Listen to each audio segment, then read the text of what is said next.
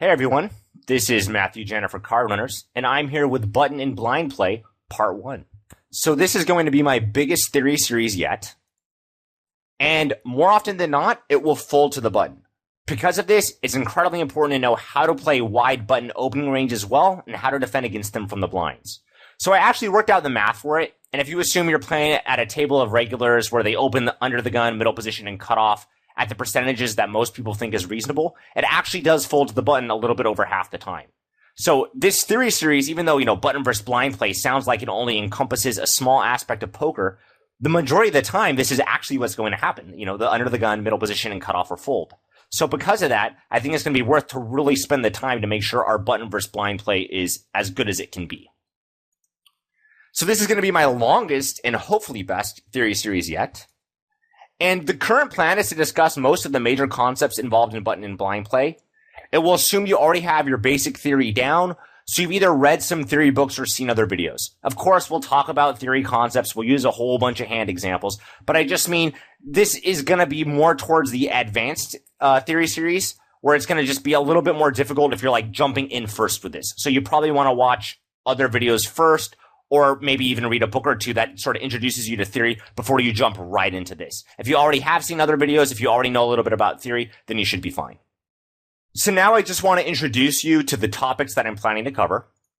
So as of right now, here's the plan. We're going to do preflop opening and defending ranges. I know these have been done before, but every single time a year or two goes by, we get better at this, I get better at explaining it, so hopefully we can get more advanced and more theoretically correct ranges this time around. We're also going to discuss a whole lot of playing post-flop and single raise pots when out of position and in position, so we'll do it from both players' perspective. Sometimes we're going to be in the blinds and we cold called pre-flop, other times we're going to be in the button and we opened.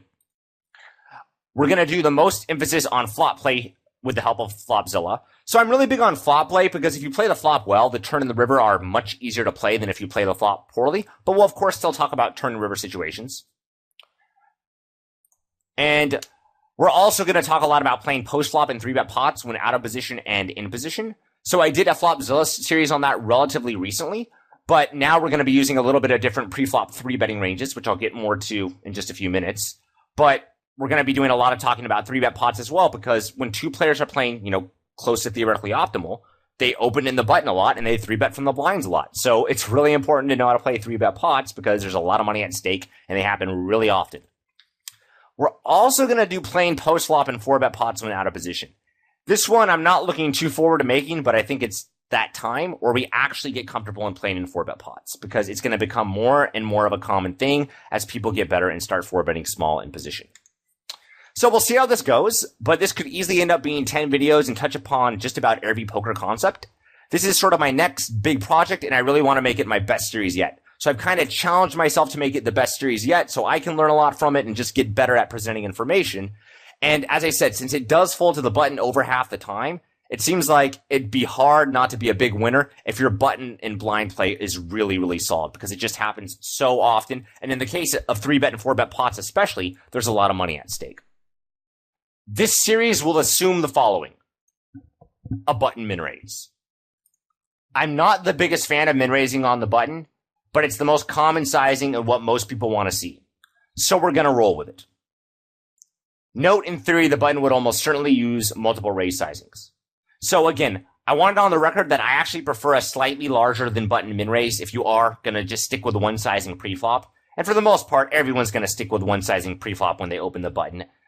Using multiple raise sizings here would just be completely impractical and borderline ridiculous. So here, we're going to use the button min raise since that's the most common, so that's what we want to get the most comfortable with. How do we play from the blinds when the button min raises? But just so you know, I do like making the button open a little bit bigger than a min raise, but at the end of the day, it's just not that big a deal.